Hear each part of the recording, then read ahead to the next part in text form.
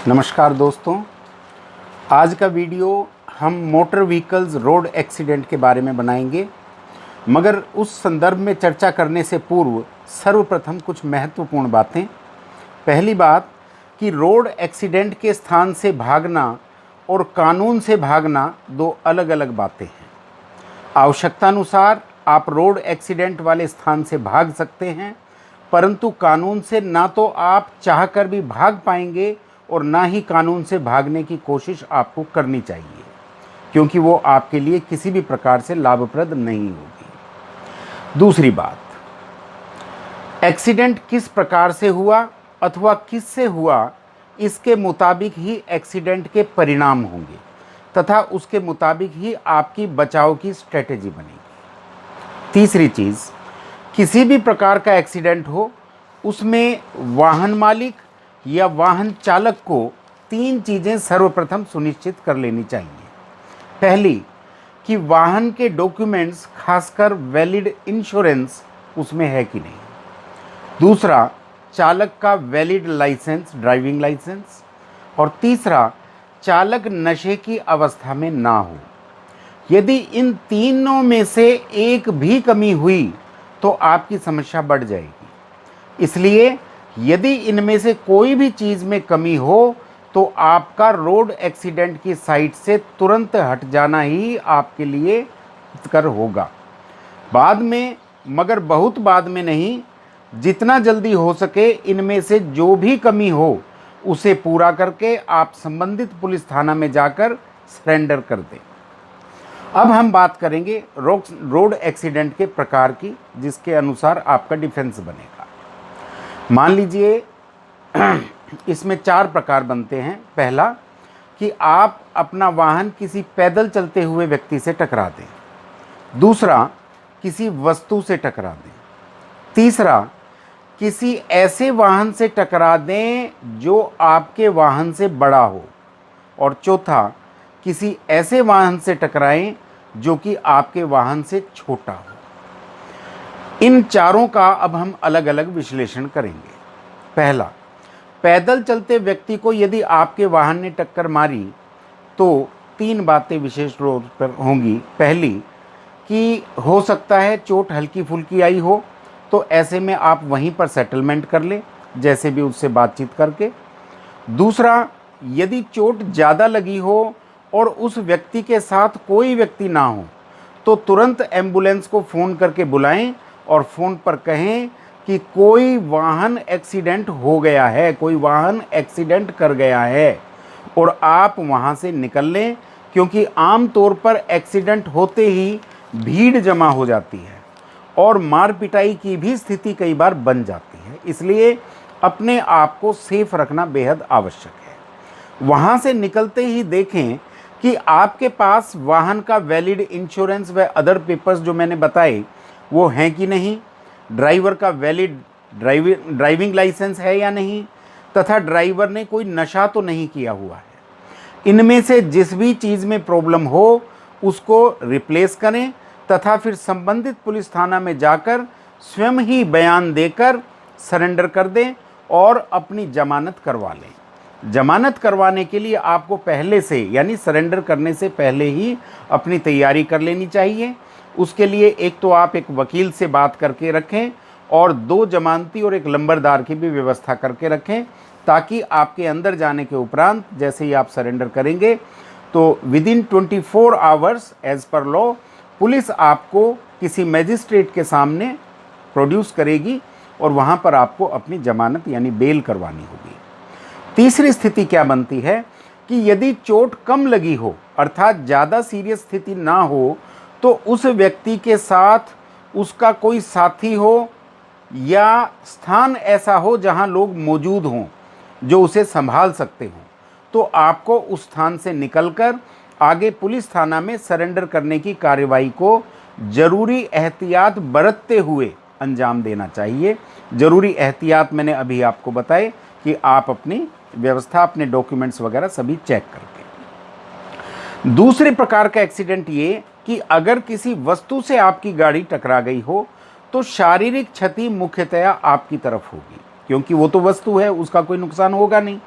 तो स्वयं को और अपने साथ की सवारियों को सबसे पहले देखें और संभालें कि किसी को कोई ज़्यादा चोट तो नहीं आई। यदि चोट आई हो तो सर्वप्रथम अपने इलाज पर ध्यान दें और 24 घंटे के अंदर अंदर इंश्योरेंस कंपनी को भी खबर कर दें, क्योंकि ऐसी अवस्था में आपका जो भी नुकसान, चाहे गाड़ी का हुआ हो, चाहे आपको चोट लगने से हुआ हो, किसी भी प्रकार का कोई भी नुकसान जो इवन जो दूसरी पार्टी को हुआ है, वो भी आपकी अपनी इंश्योरेंस कंपनी जो है, जिस इंश्योरेंस कंपनी से आपने पॉलिसी ली हुई है, उसी कंपनी से आपको भरपूर्ति करनी पड़ेगी। और वो भरपाई तभी संभव है जबकि 24 आवर्स एज पर लॉ आप उस इंश्योरेंस कंपनी को इस एक्सीडेंट की सूचना दे दें। इसके पश्चात ठीक होकर जिसको आर्थिक नुकसान हुआ आपके इस एक्सीडेंट से, उससे सेटलमेंट कर लें। डिफेंस जो आपको लेना पड़ेगा, अगर मान लीजिए वो सेटलमेंट के लिए तैयार ना हो, तो ऐसे में गाड़ी के किसी सडन टेक्निकल फॉल्ट को बना सकते हैं, जैसे ब्रेक फेल हो जाना या गियर में कोई प्रॉब्लम आनी या टायर में कोई अचानक से प्रॉब्लम आनी, या तो वो बनाएं, या फिर ड्राइवर को कोई सडन शारीरिक समस्या होना, जैसे कि मान लीजिए उसे शुगर का अटैक होना या लो या हाई बीपी का अटैक हो जाना अचानक से, या फिर एंग्जाइटी अटैक पड़ जाना। इस प्रकार का कोई डिफेंस आप ले सकते हैं, क्योंकि ये तीनों चीज़ें जो मैंने आपको बताई वो ऐसी हैं जो अचानक से हो सकती हैं और बाद में इसका प्रमाण, यदि मान लीजिए पुलिस कहे हम अब चेकअप करवाएंगे, आपको जाने में वहाँ पर समय लगा, आपने पहले अपनी देखभाल की, और बाद में जब आप जाएंगे तो उस समय के बारे में बाद में कोई मेडिकल प्रूफ उनको नहीं मिलेगा कि आपके साथ क्या हुआ क्या नहीं हुआ, तो ये सेफली आप डिफेंस ले सकते हैं। तीसरा, अगर किसी ऐसे वाहन से आपकी गाड़ी टकरा जाए जो कि आपके वाहन से बड़ा वाहन हो, जैसे मान लीजिए आप टू व्हीलर पर हैं और किसी कार या जीप से या ट्रैक्टर से या ट्रक से या बस से आपका जो टू व्हीलर है वो टकरा जाए, या फिर आप मान लीजिए आप अपनी कार या जीप में हैं और किसी ट्रैक्टर या बस या ट्रक से आपकी टक्कर हो जाए, तो ऐसी अवस्था में नुकसान आपका ही होगा ज़्यादा, ये निश्चित है। ऐसी अवस्था में आप रॉन्ग डूअर नहीं बल्कि विक्टिम ऑफ एक्सीडेंट माने जाओगे, बशर्ते कि सामने वाला व्हीकल खड़ा हुआ ना हो। यदि आपने खड़े वाहन में टक्कर मारी तो फिर रॉन्ग डूअर आप ही कहलाएंगे। यदि ऐसे एक्सीडेंट में आपको चोट ज़्यादा ना लगी हो और आपकी चेतना सही हो तो तुरंत सामने वाली गाड़ी की फ़ोटो खींच लें, जिसमें हो सके तो नंबर प्लेट भी आ रही हो। उसके बाद या तो 100 नंबर पर, 100 नंबर पर कॉल कर दें, या फिर 1033 जो एक्सीडेंट के लिए ही विशेष तौर पर है, रोड एक्सीडेंट के लिए, वहाँ पर कॉल कर दें। ऐसे में तुरंत आपके लिए मदद वहाँ पर पहुँच जाएगी। और यदि आप मान लीजिए स्वयं ही बेहोश हो चुके हों तो ऐसी अवस्था में आपके पास तो करने के लिए कुछ होगा नहीं, तब तो आपके साथ वाले या वहाँ पर जो भी लोग पहुँचेंगे वो ही आपकी देखभाल करेंगे, या आपको जो भी फर्स्ट एड, जो भी मेडिकल एड वगैरह की ज़रूरत होगी वो उसके लिए इंतज़ाम करेंगे। चौथा प्रकार, अगर जिस प्रकार से वाहन आपकी गाड़ी अगर जिस वाहन से आपकी गाड़ी टकराई वो वाहन मान लीजिए आपके वाहन से छोटा हो, यानी पहले वाले से जस्ट अपोजिट हो गया कि आपकी गाड़ी बड़ी है, मान लीजिए कार जीप है और आपने टू व्हीलर को टक्कर मार दी, या आपके पास बस या ट्रक है और आपने किसी टू व्हीलर को या कार जीप को टक्कर मार दी, तो ऐसी अवस्था में प्रथम दृष्टया तो आप ही रॉन्ग डूअर माने जाएंगे। प्रथम दृष्टया मैंने क्यों कहा, कई बार ऐसा भी होता है आप सही चल रहे हैं, कोई बाइक वाला सामने से आया और उसने टक्कर कर दी आपकी गाड़ी से, तो आपकी गलती नहीं है, परंतु फिर भी प्राइमा फेसाई, क्योंकि गाड़ी आपकी बड़ी है इसलिए ये माना जाएगा कि गलती आपकी ही है।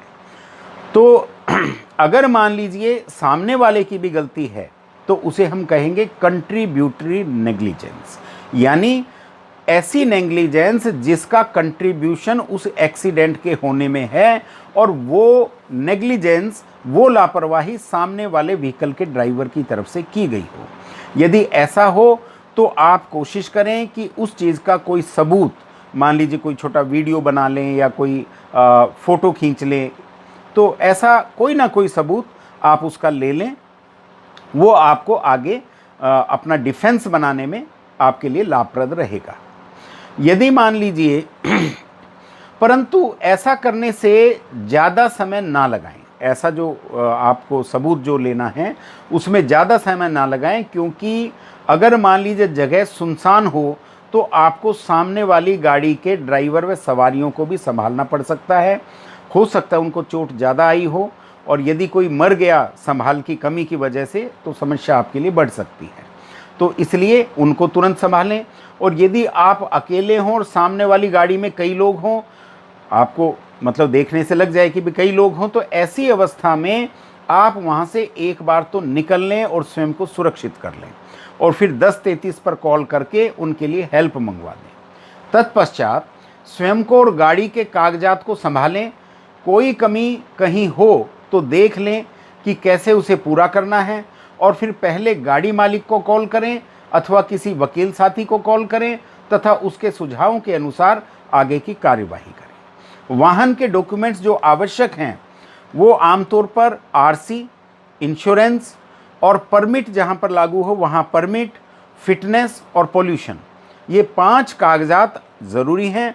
और ड्राइवर का वैलिड लाइसेंस भी ज़रूरी है, चेक करें उसे, और वो नशे में ना हो ये भी विशेष तौर पर ध्यान दें, क्योंकि अगर वो नशे में होगा तो पुलिस तुरंत उसका मेडिकल करवाएगी, और जैसे ही मेडिकल में ये रिपोर्ट आएगी कि वो नशे में था तो ये पॉइंट आपके अगेंस्ट बन जाएगा, आपकी इंश्योरेंस कंपनी बिल्कुल बच जाएगी और सारा क्लेम आप ही के ऊपर पड़ जाएगा, चाहे वो 5 लाख हो, 10 लाख हो, 20 लाख हो या इससे भी ज़्यादा हो, वो सारा आपको स्वयं को भुगतना पड़ेगा।